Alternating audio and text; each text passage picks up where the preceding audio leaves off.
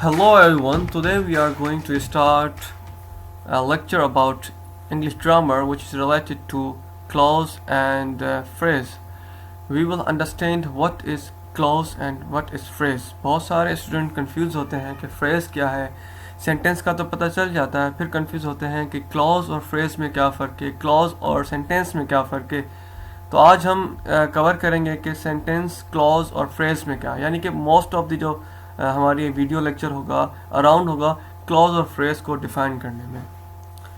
तो सबसे पहले फ्रेज के बारे में बात करें तो फ्रेज कुछ भी नहीं है, ये एक ग्रुप ऑफ वर्ड है, उसका कम्बिनेशन है वर्ड्स का जिसके अंदर सब्जेक्ट और वर्ब नहीं होता. यानी कोई भी ऐसा सेंटेंस का ग्रुप जिसके अंदर सब्जेक्ट और वर्ब का कोई कम्बिनेशन ना हो तो उसे हम कहते हैं फ्रेज. मैंने यहाँ पे सम फ्रेजेस दिखाए गए हैं कि फ्रेज की टाइप्स कौन कौन सी होती हैं. मुख्तलिफ टाइप्स होती हैं, पर कुछ फ्रेज मैंने यहाँ पे डिस्कस किए हैं, जैसे कि माई टू वंडरफुल डॉग्स.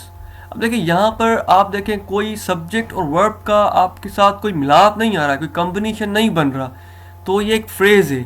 अब ये कौन सा फ्रेज है? ये नाउन फ्रेज है, बिकॉज ये फोकस कर रहा है आपके नाउन पर, डॉग्स पर एक फोकस कर रहा है. तो माई टू वंडरफुल डॉग्स ये एक नाउन फ्रेज है. The tallest building in the world, यहाँ पर देखें कि बिल्डिंग जो है उनको फोकस किया जा रहा है, तो ये भी एक नाउन फ्रेज ही है. आपको दोबारा मैं बताता चलूँ कि ऐसे वर्ड्स का कम्बिनेशन जो सेंस ज़रूर क्रिएट करें पर उनके अंदर सब्जेक्ट और वर्ब का कोई कम्बिनेशन ना हो तो उसे हम फ्रेज कहते हैं. कैन नॉट गो ये भी एक फ्रेज है, इसका भी एक कोई मकसद है, कोई सेंस क्रिएट कर रहा है, पर देखेंगे यहाँ पर कोई मतलब कि कोई कम्बिनेशन नहीं आ रहा किसी सब्जेक्ट और वर्ब का. ये यहाँ पर देखें कि गो यानी कि एक वर्ब को फोकस किया जा रहा है, तो यहाँ पर हम इसे कहेंगे कि वर्ब फ्रेज है. विल बी प्लेइंग ये भी देखें, दोनों जो हैं ये हमारे यहाँ वर्ब फ्रेज है क्योंकि यहाँ पर वर्ब को फोकस किया जा रहा है.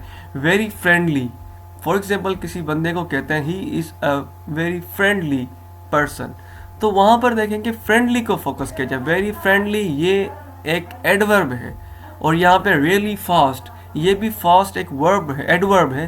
तो यहाँ पर भी देखें कि दोनों में ये फ्रेज ही हैं, यहाँ पे वर्ब और आपका सब्जेक्ट का कोई कम्बिनेशन नहीं आ रहा, और पर फोकस हो रहा है एडवर्ब, तो ये एडवर्ब फ्रेज कहलाएगा.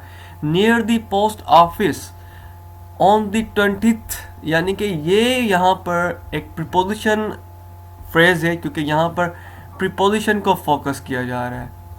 तो होपफुली आपका कॉन्सेप्ट क्लियर हुआ होगा कि फ्रेज क्या होता है. दोबारा बताता चलूँ कंक्लूजन के तौर पर, फ्रेज आपके वर्ब और सब्जेक्ट का कम्बिनेशन नहीं होता जिसके अंदर मुख्तलिफ ग्रुप ऑफ वर्ड्स होते हैं पर सब्जेक्ट और वर्ब का कोई कम्बिनेशन नहीं होता.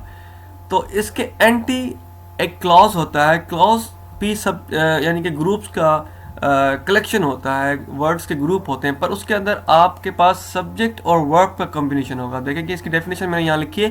Clause is the group of words with the subject verb combination. यहाँ पर सब्जेक्ट वर्ब का कॉम्बिनेशन होना लाजमी है, उसको कहते हैं क्लॉज. अच्छा, क्लॉज या तो डिपेंडेंट हो सकता है या तो इंडिपेंडेंट हो सकता है, यानी कि एक पर्टिकुलर क्लॉज किसी दूसरे सेंटेंस या दूसरे क्लॉज पर डिपेंड कर रहा होगा. किसी सेंटेंस जो है एक मैन जिसका सब्जेक्ट होगा उस पर डिपेंड कर रहा होगा तो डिपेंडेंट क्लॉज होगा. और इस तरह कोई ऐसा सेंटेंस जो कि ऐसा क्लॉज जो किसी दूसरे सेंटेंस या दूसरे मैन जहाँ पे सब्जेक्ट वर्ब हो उस पर डिपेंड नहीं कर रहा तो उसको इंडिपेंडेंट क्लॉज कहते हैं. यानी वो अपने ओन ही एक सेंटेंस क्रिएट का होगा, उसको हम कहते हैं इंडिपेंडेंट. जैसे कि यहाँ पे एग्जांपल दी गई, ही एट डिनर, कोई शख्स है जो कि ऐड कर रहा है डिनर. देखिए यहाँ पर ही एट डिनर एक सेंस क्रिएट कर रहा है, एक कंप्लीट सेंटेंस का एक सेंटेंस जो होता है उसका एक सेंस क्रिएट कर रहा है कि कोई एक शख्स है वो डिनर करता है, जो डिनर किया है या करता है. पास्ट का सेंटेंस है तो करता था, किया था, तो ई एट डिनर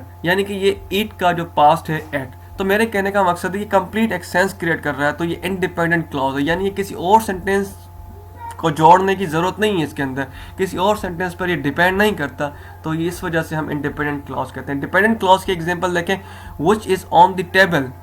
अब हमें नहीं पता कि क्या है on the table, we have to define it. कोई एक इसके पीछे एक सेंटेंस है, मैं कह सकता हूँ the book which is on the table, यानी कि द बुक एक मेन सब्जेक्ट है, उस पर ये डिपेंड करता है, एक अलग सा सेंटेंस बन रहा है उसके ऊपर ये डिपेंड करता है। देखिए इस कंप्लीट सेंटेंस है, सब्जेक्ट वर्ब का एग्रीमेंट इसमें है, पूरा कंप्लीट सेंटेंस, पर ये किसी और सेंटेंस या किसी और पर डिपेंड करता है, तो इसकी वजह से इंडिपेंडेंट सेंटेंस कहलाता है। When he receives the money, देखिए यहाँ पर देखें when he receives the money एक कंप्लीट सेंटेंस तो है, पर कंफ्यूज होगा कब रिसीव की मनी उसने, किसने रिसीव की मनी, यानी कि यहाँ पर कई सवालात क्रिएट होंगे। अनकम्प्लीट सेंटेंस देखें, इंडिपेंडेंट क्लॉज क्या है, ये अनकम्प्लीट जो है आपके पास एक मैसेज दे रहे होते हैं, तो जिसकी वजह से हम इनको ये डिपेंडेंट क्लॉज कह रहे होते हैं, सॉरी ये डिपेंडेंट क्लॉज है।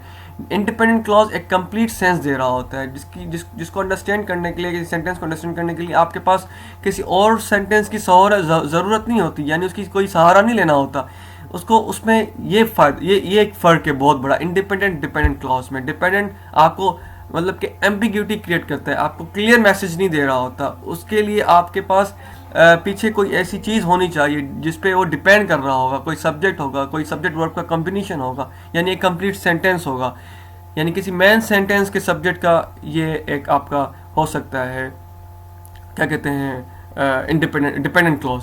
अच्छा ये डिपेंडेंट क्लॉज या तो ये नाउन हो सकते हैं, या तो एडजेक्टिव हो सकते हैं, या एडवर्ब हो सकते हैं, यानी किसी मेन सेंटेंस को या तो वो डिफाइन कर रहे होते हैं, उसके बारे में बता रहे होंगे, या फिर उसकी क्या नाम है वर्ब के बारे में बता रहे होंगे, या फिर एज अ नाउन ऐड कर रहे होते हैं, जैसे हम नरेशन में यूज़ कर रहे होते हैं तो एज अ नाउन ऐड कर रहा होता है।